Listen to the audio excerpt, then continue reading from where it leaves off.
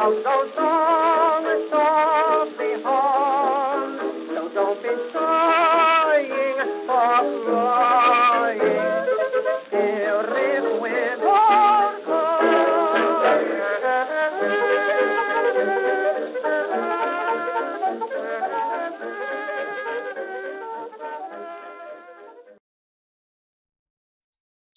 All right, welcome to another Lawyers, Guns, and Money podcast about Game of Thrones. This week we'll be discussing the most recent episode, Second Sons. We apologize for not having a broadcast last week. We experienced many technical difficulties, most of which were probably our fault, but nonetheless prevented us. Yeah, okay, or we can just blame Google. I just wanted, before we actually started talking about the episode, I wanted to share something that happened to me yesterday in office hours, and I will do this in a way that contains no spoilers, but I had a student from my Game of Thrones class who has, in the past 6 weeks, watched all 3 seasons and is caught up, and apparently she had read some spoilers about an upcoming episode, and she knocked on my door very, very quietly, and I told her to come in, and she looked at me, and she was on the verge of crying. And if you're a teacher, you've seen this before with students. Normally it involves they've done something wrong, they think you've caught them plagiarizing, but she was one of my better students, and she was just looking at me with tears in her eyes. And finally she just stops, and she says, tell me it's a lie. You tell me it's a lie. And I have no idea what she's talking about. And then she's holding her laptop, like clutching it. And she's like, I read about the next episodes. You tell me it's a lie. And I have no idea. And then she starts bawling. And I'm so glad that the office was, for the most part, empty yesterday, because the one guy who sort of walked past, as he was walking past the door, kind of like looked in and half waved, like, yeah, everything okay? And I was like, yeah, it's okay. I have no idea how to explain what the fuck is going on. So just keep walking, sir. This is weird, but this is literature at work. Yes, this is as you wrote yesterday, this is sort of a testament to George Martin's the power of his prose to really, at least the power of his plot lines to really move students and people generally. But anyway, so just thought I'd share that. And now why don't we talk about Second Sons? I'm going to let Stephen take the lead on this, because the episode was directed by Michelle MacLaren, who is also the director of one of my favorite episodes of Breaking Bad, Gliding Over All. And I'm just going to gush about the visuals if someone doesn't provide some sort of framework for me. So I'm going to turn it into... Oh, wait, no, hold on. I'm being way too fucking polite. No, fuck you, Steven. You talk first, you motherfucker. Come on. Oh, is that how you want to play it? Okay. Yeah, that's how... Yeah, right. I'm tossing it to you. Let's say Arya waking up and about to hit the hound with a rock. Yeah, rock. It's a very aggressive opening to the episode. Yeah, rock. All right, go on. So, I mean, this is a classic moment. It's a great visual. Also, fuck you. Okay, no, okay, for real. It's a great visual, and it's a kind of a formative moment in the Hound's very different relationship to Arya than he has with Sansa. And the only thing that kind of I wasn't happy with was that in the books, after she does this, he rolls her up in a blanket and then ties the blanket with string. So she's like a blanket burrito. And he's like carrying her on his horse as just this angry, murderous blanket burrito of a child. Which is just, that's awesome. Yeah, and here we just sort of get him cradling her. Yeah, in a very, oddly maternal way, offering food. It's like, he's literally taking in a wild animal, and he's trying to nurse it back to health. And he's even trying to connect with her by saying, like, look what I did for Sansa. And and being very explicit about what would have happened to Sansa had he not protected her, is in an effort to win her trust, as opposed to wrapping her up in a blanket burrito and just. Yeah, I mean, and that has a lot to do with his self-image, which we get a little bit in the scene of. He clearly sees himself as a bad person, and there's an element of self-loathing to the Hound that's always been there. But at the same time, this phrase where he says, "No one worse than me will find you," and when she says, "There is no one worse than you," and he brings up his brother, that, it's a little bit of a low bar, but at the same time, the Hound is not. I mean, the proof that he's not an evil person is that he finds it troubling to be thought of as an evil person.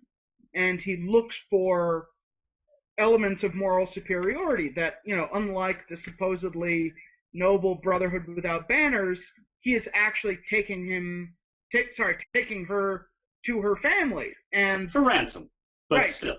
But they're not going to River Run. Where are they going to? Come on, tell me. Yeah. No, we shouldn't tell. Well, I mean, I feel like it's the sort of Damocles, being held above the series at this point. We shouldn't. I mean, yes, he's taking her to the phrase, and I love the way in which it's like in Greek drama where there's an event or a place that suddenly ripples throughout the cosmos, that the whole countryside is talking about this wedding, which, on the face of it, shouldn't make any sense. Communications are not that good. There's a war going on, but everyone knows there's this wedding happening. Yeah, the comparison that the show's been sort of explicitly making is to chess. They've been using the chessboards the past couple episodes, and I think what we're seeing is what in chess terms would be a contested location. It's a place not actually occupied by any piece, but it's the location where all of the pressure from both sides is being brought to bear. Everyone's knights out. You got your bishop lined up. Yeah. Don't bring out your queen yet, but you're going to bring out your queen, and everyone's going to be bringing out the queen. And so it's very. Everyone knows. I mean, if you've ever watched a chess game, because, well, I'm a nerd and I study chess, and I have watched many chess games. You see that particular spot on the board emerge 5 or 6 moves ahead. You know that even if you have no idea like what's going on in the game or what each player is willing to sacrifice, you see the location where this is going to happen. And we saw this in the previous episode, where with Rob literally playing chess. Well, with Rob playing chess, but also the way in which Roose Bolton is not at Harrenhal because he's going to the wedding, so events take place there. When Jaime first leaves River Run, he says, send the Starks, my regards, and tell them I'm sorry I wasn't there for the wedding. It's like it's this event that everyone bends towards, even if logically it's insane to think that Jaime would ever be at that wedding. It's this event that somehow everyone is symbolically invited to. And at this point, we don't know that Jaime's not going to be at the wedding. I mean, in all honesty, they're now diverging so far from the novels that it's difficult to say with any certainty that Jaime's not going to be there. I still contend that, and I know you're wrong, but I contend things might turn out differently. All right. Well, I'd lay money on it. So then we switch to Yunkai.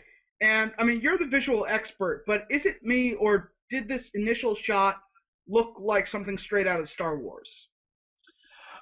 Well, yeah. I mean, it looks like, Jabba's palace, sort of sitting. I mean, we just need, instead of horses kind of coming up, and we're talking about around 6:42 in the episode, instead of, 3PO, like, stumbling up, we have the horses kind of marshaling around. I think the comparison is valid. Well, and the fact that everyone's wearing those hoods, and Sir Barristan is looking at his most Obi-Wan Kenobish. Whoa, hold on. Something is happening. I'm not seeing anything bad on my end. Okay. I apologize. A kitten video I was watching earlier started automatically replaying with loud music. I apologize for that. Go on. So, anyway, it just, Sir Barristan really looked like Obi-Wan Kenobi in this moment. He did, and she is certainly at this point conceding more charge for what's going on to him, which is a little strange because they really barely know each other, and for her to have this much trust in him this soon is a little, it's a little unusual. But and you did note that that her dragons don't show up at all in this episode. Yeah, well, and instead she has to turn to, there's Grey Worm and Jorah and Sir Barristan and Missandei, who become her people. Yeah, I think they probably just didn't have enough money to show the dragons again after the yeah, past but it couple has of an episodes. interesting effect. No, it certainly does, in that she is simply making threats now. She's no longer providing visual evidence because she believes word has gotten around, right? That the Mother of Dragons isn't making baseless claims to possessing dragons. But in terms of the visuals, as I mentioned earlier, I mean, this episode is it's absolutely beautiful. The way that Michelle MacLaren is shooting Dany, using what is sort of a almost kind of cliche in film terms, the teal and orange, but using it to great effect by highlighting her eyes and, casting them against the background. But the really interesting thing is that Michelle MacLaren has done the exact same thing before on, as I said, sort of my favorite episode of Breaking Bad, Gliding Over All, except she gives the exact same treatment to Walter White. And if you're at all familiar with Breaking Bad, especially that episode, that late in the series, you'll know that at this point, Walter he's embraced his inner sociopath. And, he's no longer the good person he once was. And it's really interesting that that Michelle MacLaren is shooting Dany with the exact same techniques, making her look ruthless. And the fact that she doesn't have the dragons makes her seem even more ruthless. Yeah. Because now she doesn't even feel the need to directly threaten people. She is, the show's equivalent of Heisenberg. And she plays a very interesting game in this next scene where these three men come in. There's Dario, there's Miro, the Titan's bastard, and there's that great line about, is he more Titan or bastard? And then there's Dario. Dario, Miro, and then the third guy who is kind of disposable a little bit. And then there's this strange gendered thing going on where Miro wants to put her in her place by asserting that she's a prostitute and just getting really nastily sexual.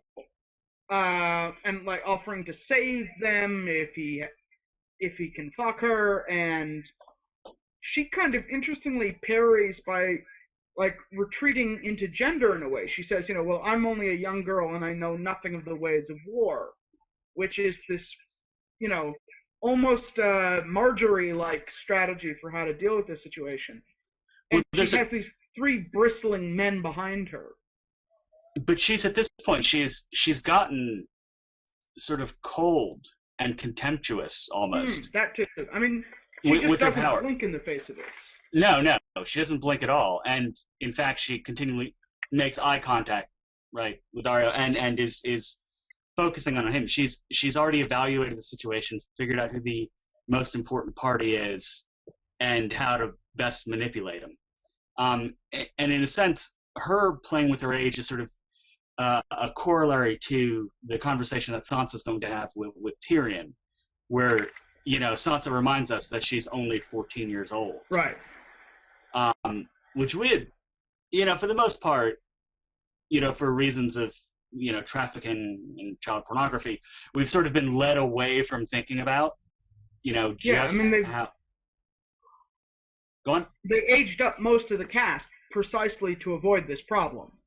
Yeah, and then they bring it up precisely, and the way that Danny is using her youth, and so she's threatening two of them, luring another one in, right? All the while pretending complete harmlessness. Exactly. Like, I'm just the girl with 8,000 eunuch soldiers. Oh, and also dragons. I'm not even going to bother. You're not even worth, me showing them to you. Yeah, and then the denouement of this is interesting. Where, I've been reading a lot of Machiavelli to try and process the whole Song of Ice and Fire series and what the political theory is going on here. And Machiavelli famously hated mercenaries. He thought they were the scum of the earth. They were the reason why Italy was being destroyed. Here the big question is, how useful are mercenaries? How loyal are they? What's going to happen in the crunch? And, there is this statement early on about, our contract is our bond. If we break it, no one will ever hire us again. So there's a sort of a call to professionalism. And then it's completely blown away. Danny basically says you'll never need a contract. I operate at a higher plane. And then Dario's kind of ethos is very, very different. He basically says, I'm not a mercenary. I don't fight because I've been paid to. I fight because I believe in beauty. And well, no, he says that he believes in two things: the joy of fucking and the joy of killing. Right, but both of those things are about beauty to someone like him. Yeah. You don't adorn your swords with naked golden women hilts if there isn't a certain sexualized element of violence for you. No, certainly not. And I mean, the part that he's playing here is, well, I guess we shouldn't kind of talk too much about what will happen with him, but needless to say, it's not surprising that he brings the heads at the end of the episode, and that he brings them not as payment, but as offering. Yeah. And that there's almost a quid pro quo in that, once the heads are on the floor, Danny kind of gets up out of the bath, and there's almost this like moment of exchange again. Like, okay, you've shown me that you're actually worth something. Here's what I'm worth. Well, and again, it's a use of nudity that began right, obviously in the first episode, but where in the first episode of the series she was just an object, and her nudity was sort of commodified and vulnerable, versus the last episode of the first season where her nudity is a sign of power, right. A sign that she's not going to be cowed. Look at me, I have dragons, you don't, fuck you. Sort of the same thing, her getting out of the tub in this episode as she exits it, and very calmly waits to be dressed, and doesn't, right? And he does check her out, and we've seen this before, right? With Jorah, when she emerged from the fire, he does the same thing. He appears to be looking at her naked body. He's looking at her dragons. Right. Here, I think Dario, he's looking at her naked body. I think we can sort of safely say. Yeah. But it is kind of interesting, in the context of what's been said about the show, that here we have, Marrow threatening gendered violence, and then defeated by an advocate for consensual sex of all things. Yeah. And which is also, again, a distinct break from, the Dothraki and how she was treated by them. It's obvious what the appeal is for Danny in this sort of negotiation, as opposed to the prior ones that her body has been involved in. Mm-hmm. Speaking of which, let's move on to Dragonstone and the really interesting kind of personal and philosophical conflict that happens here, where Stannis meets really the one other member of his family who's left by this point. And, in such a strange way, he's holding his face. He doesn't, he looks him in the eye, but he does not talk to him. Yeah. He doesn't say his name. And it's almost like he at this point, he knows that, he's a sacrifice. And, it's interesting, before the season began, a lot of people were speculating that because the character of Edric Storm had never showed up, that there was going to be this, like, Iphigenia and Agamemnon moment, where Stannis is having to choose between his daughter and, the salvation of the world. And here, using Gendry to bring this in changes that. He's less obviously a monster because he's not thinking about killing his own kid. But there is this kind of interesting thing where he knows it has to happen.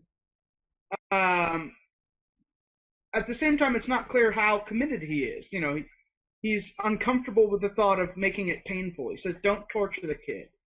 And Melisandre responds with this bit about, "I don't show the lamb the blade. Fear spoils the meat," etc., etc. And then he immediately afterwards he goes down and tries to get Davos to talk him out of it. Yeah, and Davos is basically acting as his Jiminy Cricket. Yeah.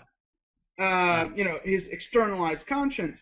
And there's kind of some interesting back and forths here, which is Davos says, "Okay, your nephew is innocent, and Renly wronged you, and that is the dividing line between, a rightful death and a wrongful death."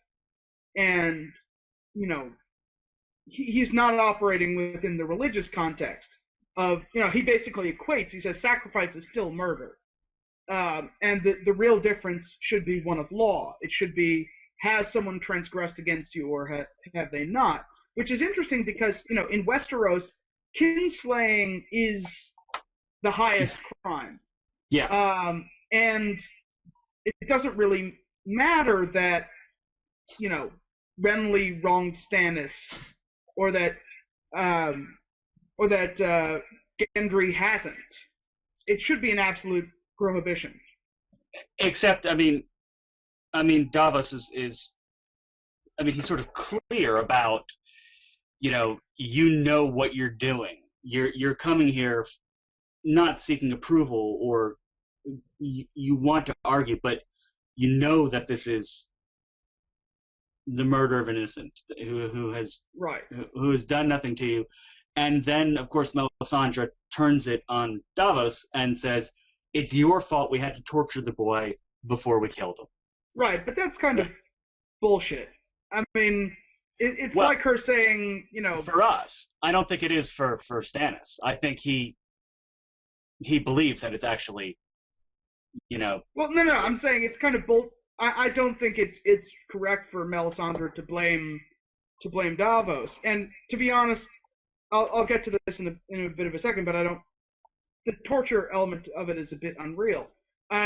So, Stannis counters with this interest, with almost his fundamental, thesis as a character. Is he says, we all must do our duty. And, I'm writing this essay right now about Renly and Stannis' definitions of kingship and how they see the monarchy. And Stannis, in the books, repeatedly says, "I don't want to be king. I am king. It is a matter of law, and the law has to be upheld." And also he is very explicit here that he doesn't want to be king, but he has proof of the validity of this religion, right, that is telling him that he has to be king. Right? He's right. abdicating all responsibility. Right, but then there's the question of what is the duty of a king, and he says this, almost cliched thing about, what is one boy versus a kingdom, and Davos's answer is basically everything. We've seen this moment again and again and again. But this thing about proof becomes really interesting because Stannis does have this point, which is he says, look, when you've come face to face with something that is undisputably metaphysical, when God comes down and says, sacrifice your only son, what the hell do you do? And you wait for him to say, just kidding. Right, and that's what Davos essentially does. He says, I want to see some proof. And then, there's this scene between Gendry and Melisandre that, made certain female sections of the fandom very happy. Sections of the male fandom, wince and clutch themselves. But yes, men who can't stand the sight of a penis. It's very well, a leech on said penis is a bit much.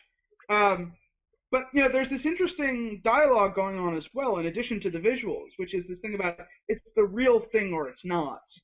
There are no mistakes. There is destiny, and this destiny is this battle between life and death.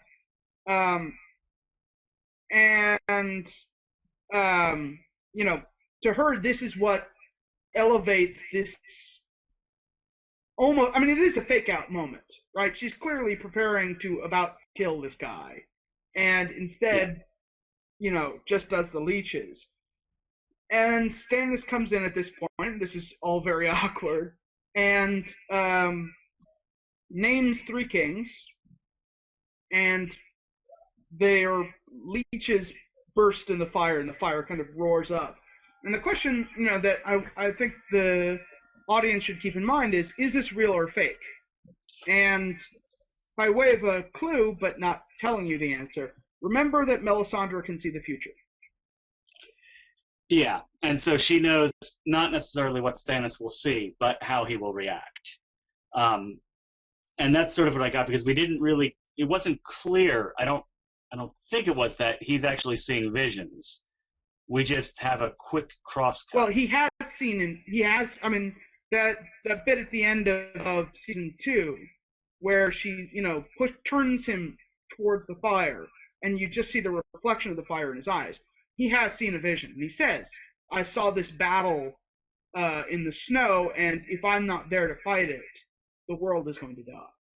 Yeah, but the episode itself cuts from, exploding leeches to Joffrey sipping on a glass of wine, which is, I think, very appropriate, because Joffrey has been the human equivalent of an exploding leech for the majority of this episode, beginning with taking the stool away from Oh my Tyrion. God! What a perfect moment of being an absolute bastard. And well, he is a bastard. But the thing that I would connect it to, and maybe we should put up a slight spoiler warning right here, because I am going to say something. Okay. 5-second spoiler warning. Okay, 1, so you get 2, 3, 4, 5. Okay. There's the moment with Sam at the end, when the ravens arrive on the tree, the face of the old gods, to warn Sam, right, of the White Walker coming. And it's pretty clear, I think, who's doing that, who it is who's warning Sam, who knows him, right, who met him, right, as they were crossing one of the castles at the Wall, I think 3 books on, right? I mean, that's... Well, this hasn't happened yet in the show. I know it hasn't happened in the show, but given the fact that this thing is retrospective, we have to... That's one possibility. The other possibility is that there is a certain three-eyed gentleman who has powers of an avian nature. I think I'm just choosing to believe that we have 2 kinds of proof being offered in this episode. Part I definitely agree with. Right. That Melisandre offers one an answer, but it's not the only answer in the world. No, this is more complex than that. And Sam is also being communicated with by someone who cares. Mm-hmm. Okay, we really didn't even need the spoiler warning. I think we got through that without actually spoiling it. We were quite coy. So yeah, back to the wedding. I mean, you know, okay, first of all, the ceremony itself well, okay, we should actually start before the ceremony, where Tyrion and Sansa have this, like, failed meeting of the minds, where Tyrion wants to get across his own feelings about this meeting, but at the same time falls short, and ultimately must fall short. As he points out, you're still going to be a prisoner. Terrible pun. But sorry. I mean, he's trying to be a nice guy, but there's no way to make this situation better. And you're absolutely right. Starting about 21 minutes into the episode, in this conversation, we have Tyrion talking to Sansa, and it's a medium close up on Tyrion. And unlike in previous episodes with Cersei, where she would be seated, and so their heads would be of level height, or with Joffrey, where Tyrion would be seated, sort of elevated enough so when Joffrey was walking around, their heads were of level height. Mm-hmm. Here we have this medium close up on Tyrion, and we have Sansa's ass occupying half of the screen, indicating that there, no matter how hard he's trying to communicate with her, he's having to look up to her. There's right. Failure, right? She's not more powerful than him, and yet he is having to constantly look up to her.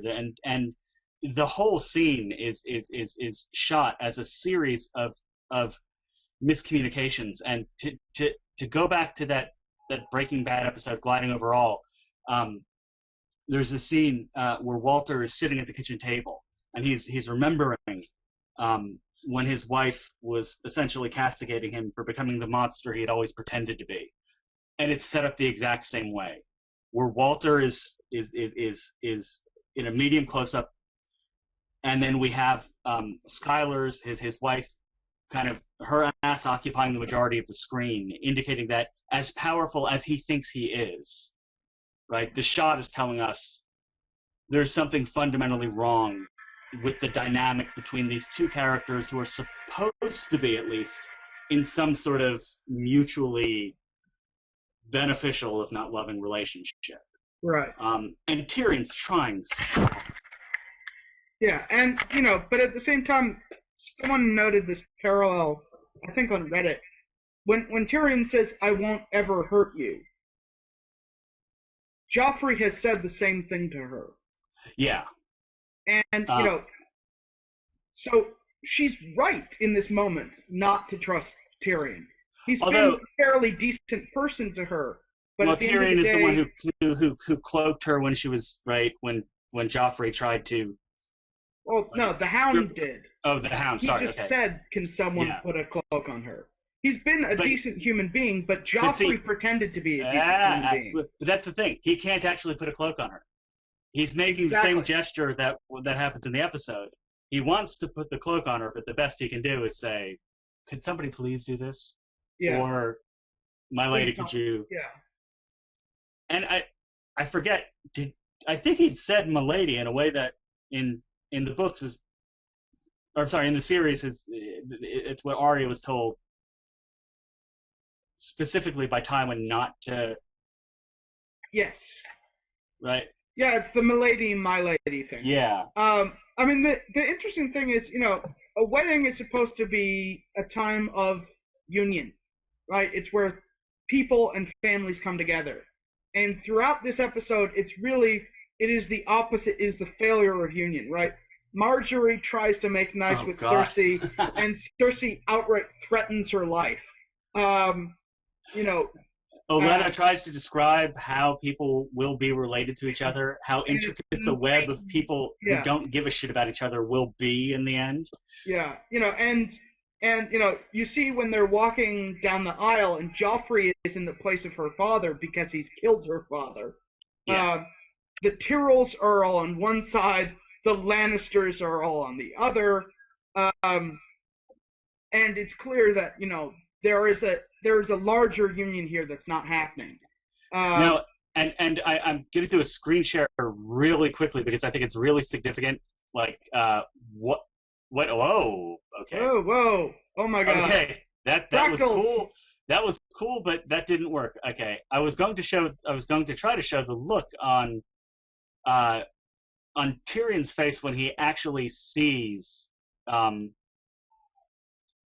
Joffrey is bringing her down the aisle, and we're doing this again. Anyway, if you want to put it in post.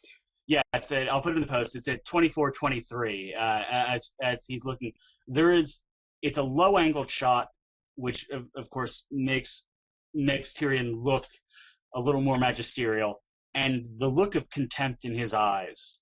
I mean, it is, and this is before Joffrey takes away the stool. Yeah.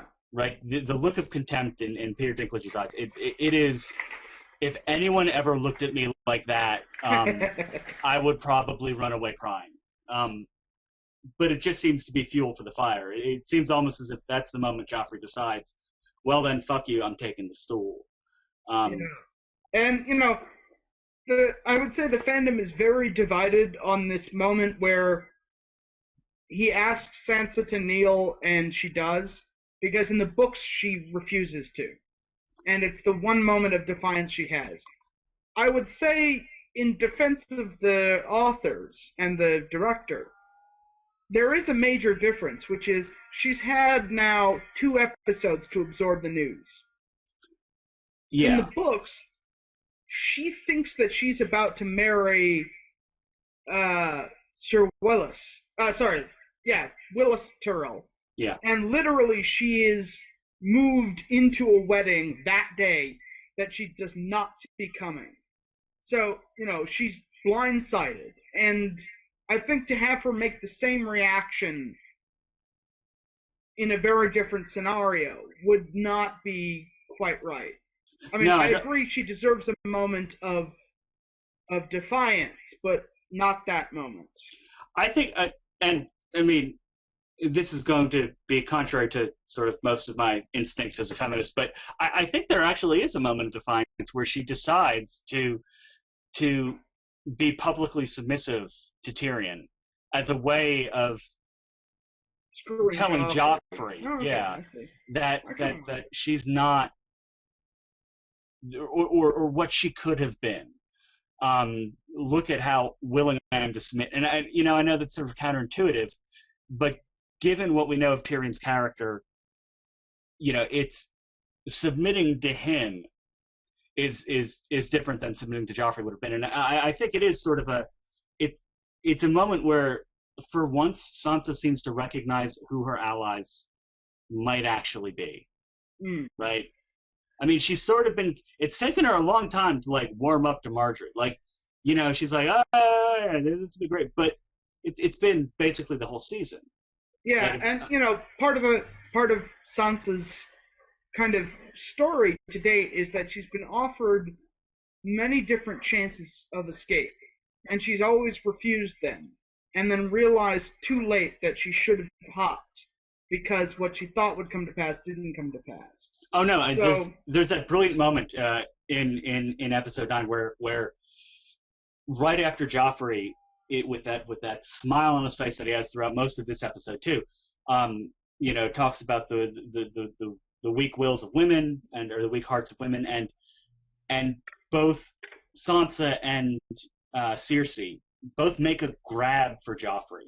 Yeah. Because there's this look on and there's this look on Sansa's face. I mean, Cersei's obviously just realized that she can no longer control her son, but Sansa's just realized that her husband to be is a monster. Yeah. And I mean, the idea of submitting to him and then, getting it, later on with the Hound at, the wall with the head of her father and, George W. Bush, we have her sort of realization at this point, much more so than in the novels. Sansa resembles nothing so much as, and I hate to say it this way, but like a broken doll. Like she's alone, essentially. She's trying to trust the Tyrells, but doesn't know if she can. Right? She doesn't know who her mother is or her sister is. Her father's dead. I mean, she's totally unequipped, and that's why that moment where she reminds Tyrion that she's 14 years old Oh yeah. is so moving, because she's reminding us, an audience who has been able to be slightly contemptuous of her because of her high expectations of Right. herself and her life, and it's sort of easy to look down on that. But that moment where she just says, I'm 14 years old. It sort of hammers home that she is a woman, just barely a woman, but she's a woman unprepared for the kind of relations that, and I don't mean sexual, but just in terms of the politics, that she has been forced entry into. Mm. And she becomes much more sympathetic at that moment. Even, oh, good Lord,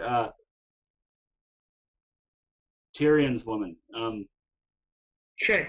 Shay, when she looks at the bed sheets, and there's this moment of eyeline matches that she looks at Tyrion, and then she looks at Sansa, and then the camera reverses back to her, and they seem to come to this unspoken agreement that Tyrion is not going to be a party to this, and it makes them all more sympathetic for the moment, at least. Yeah, and so I want to pivot from that to go back in time a little bit and talk about the after party, because it was a really fascinating moment where Cersei is refusing to make connections, right? She won't even talk to Loras.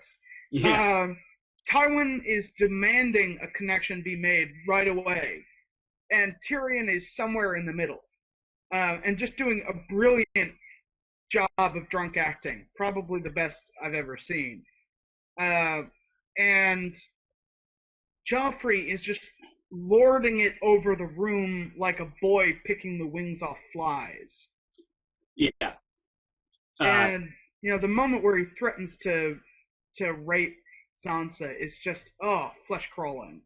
And Tyrion actually backs up his words, almost to the point of something really bad happening, where even Tywin realizes he has to step in, that he can't allow the king to do this in public. Absolutely, and one of the great things about this scene is again, and I hate, again, like I said, I'm going to gush a little bit, but the way that it's set up, Tyrion is shown constantly in a medium close-up, where the emphasis is always on his face, that he's in control of the scene. So there's this interesting tension between his sort of play-acting drunk, or really being drunk, and the camera telling us that he is dominating every shot that he's in, up until the moment where he puts the knife in the table. Oh yeah, I love that shot. And then Joffrey, and then suddenly the focus, we have a racking focus, and suddenly, Tyrion is fuzzy, and Joffrey's in focus, and all we can see is sort of Joffrey's anger. He had been playing at king for the whole party, right? And then at this moment, right, there is real anger, and you think it's about to go out of control, but then Tyrion, we cut back, and instead of having a medium close-up, we get a series of close-ups on Tyrion's face. So Tyrion is actually getting bigger, and Joffrey is getting, literally on screen, he's getting smaller in terms of his occupying the frame. And it even if you couldn't hear the dialogue, you would sort of realize that this is a moment that Tyrion has won. Right? He's forced his father's hand. Although, I was going to say, at the cost of having to diminish himself in the eyes of everyone in the room, when he then plays drunk and just, it's almost like he's putting on a role, right? He making dick jokes and talking about having puked on a woman during the middle of sex and not even stop, and it's just like really debasing himself in order to survive. Well, but the thing is, and I think what McLaren kind of demonstrates really well with as he's giving this sort of monologue, stumbling from table to table into the columns and up the stairs, is that he is the center of attention. He is holding the room, and they're not laughing at him, which is really significant for a character whose sort of stock and trade would normally be a sort of a gesture. Or the room falls silent. And there was a like a video extra, they do for each of the episodes. Yeah. And Tyrion, Peter Dinklage, in his little. Yes, they're not real people, clip. Stephen. Yes, I know. They're not like real. They're not just Westerosi. Talks about silence is consent, and silence is agreement. That in that moment, the room is implicitly agreeing with Tyrion that the king went too far. Absolutely, it's that makes perfect sense. That there's no one's even trying to stop Tyrion. Not even his father. Like even his father has recognized that this little game that Tyrion's played, he's won because he's humiliated the king. Right. He's showed his weapon before the king. And speaking of weapons, okay. This is a good transition to the last scene with Sam and. No, fuck you! I want to talk more about that. Okay, go on. Well, I mean, in this episode especially, the parallels between Tyrion and Sam are really strong. That these are two intellectual people who do not fit within Westerosi society, who live in the shadow of an abusive father, having a moment of, hitting a wall of what they're willing to put up with anymore. And before you go on, you've just made me think of something, a connection I hadn't made. They're both sort of explicitly readers. Yes. Right? And in this episode, we have Davos, of course. Learning to read. Yes, that wonderful little... Okay. I sort of see how they're, at least how the characters being arranged in this episode. Okay. And, of course, he's reading about dragon, which connects it to... But, no, it's the idea that these characters, what they share isn't necessarily just a sort of moral commitment to defending people, but actually the desire to acquire and use knowledge. Okay, yeah. I hadn't made that connection before you said that. But anyway, go on. Yeah, I mean, and we had that nice little scene where they're talking about the naming of the baby, and what was the line? A different kind of cruel. I really like that. Yeah, very very Joni Mitchell. Yeah, and then we get this like pure horror movie, slasher film scene where, the birds are getting louder and louder and louder and then quiet. And then there's this thing moving slowly through the woods. But it's not classic horror because it's you see it coming. There's a sort of boldness to its approach. Like this is a Craster baby. Right. They're mine. So give me the baby. He makes no effort to muffle his footsteps or disguise his approach. Right, but isn't that what zombies always do? You see it coming. Yeah, the whole debate about whether, they're clearly not 28 Days Later fast zombies. Well, it's not a zombie. It's a White Walker. But yeah. I'm just saying it's acting like a zombie. Yeah. Except it has a little more moral agency. Like it wants the baby. It's right. You have the feeling like if they gave it the baby, it would be like, thank you, and walk away. And it's good that they gave us a taste of how dangerous these White Walkers are because we haven't seen them in action for a long time, and the fact that it can shatter a sword just by touching it is pretty shocking. Yeah, they set that up with the Obsidian, but it occurs to me that connecting again McLaren's direction of this episode to Breaking Bad with the blue filters, making Dany look beautiful, making the White Walker's eyes even more starkly blue, and Walter White.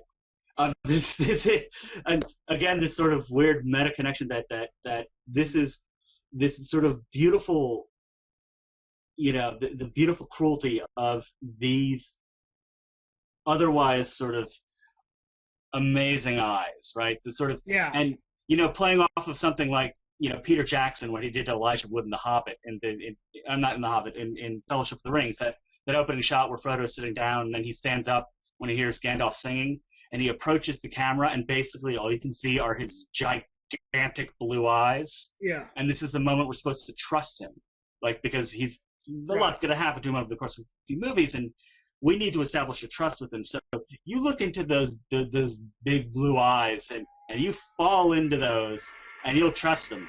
That's working totally against the characters in this episode. Yeah, although, once Sam actually stabs the White Walker, it has this amazing moment of awareness and shock of its own death.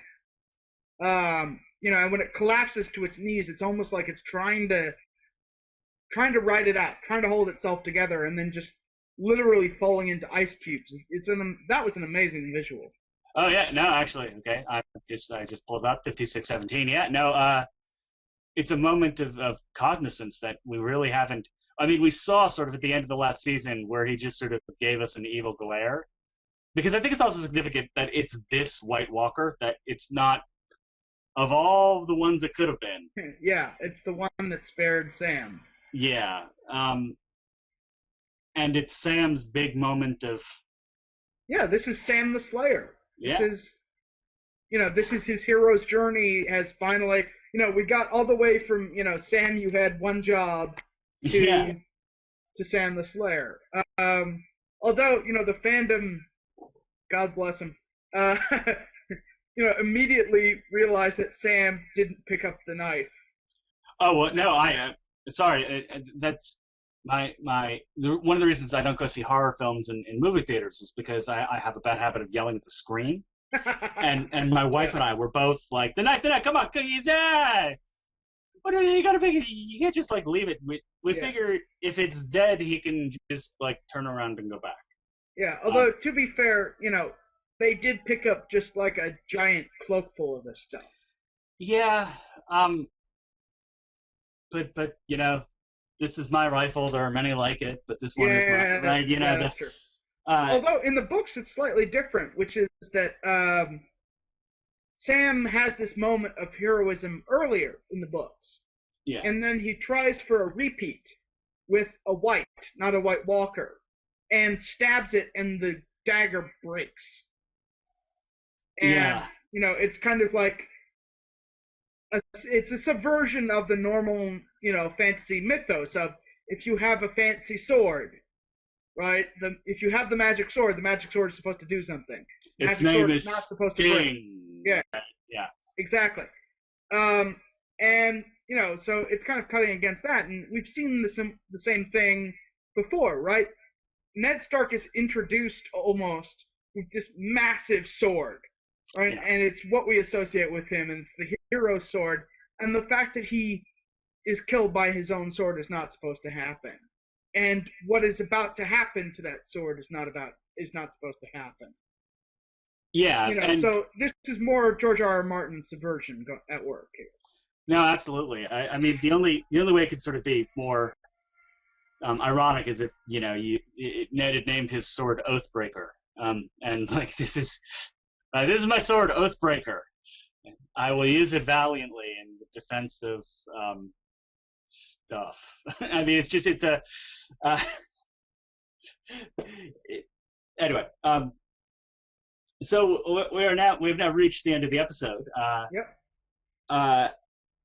I could kind of go on all day about the visuals, but I think I'll leave that for the accompanying post, Sure. which I'll try to work up tomorrow or Friday, because this is one of those episodes that despite people's complaints about the amount of violence, right, the beheadings and the nudity, and this is an episode that sort of reminds you that this is being very artfully directed, that this is being kind of and in fact when the credits were rolling, it's one of these weird calculations I do now when I'm watching TV shows now that I sort of have a understanding of how they're made, is when I'm watching the credits, I see the dollar signs add up. And watching the credits of Game of Thrones, waiting to see what happens next time, you're just watching the credits and they're going, and 4.5 minutes long. Yeah. Right? Nothing that we're seeing is accidental. It's not incidental nudity, right? It's nudity with a purpose. It's violence with a purpose. And I think and I say this sort of in preparation for what's to come, because we're about to see some very horrible things. And I've already seen people complaining, and by people I mean PETA, right? Has already started complaining. I got emails from a couple of people who asked me to sort of respond. Forward those to me. I'd love to read those. But to how PETA is going to respond to upcoming episodes. And I guess it's a valid question, but I mean, we're really about to see. Well, stay tuned. We'll see. Yeah. Yes. All right. Well, this has been fun. It's another Lawyers Guns and Money podcast about Game of Thrones. We promise there will be other Lawyers Guns and Money podcasts about things like aircraft carriers and planes and Supreme Court cases and labor. In fact, we should get you and Eric to do some podcasts about labor. I have no idea why I've not thought of that sooner. That's a great idea. But anyway, we will see you next week. You should say goodbye.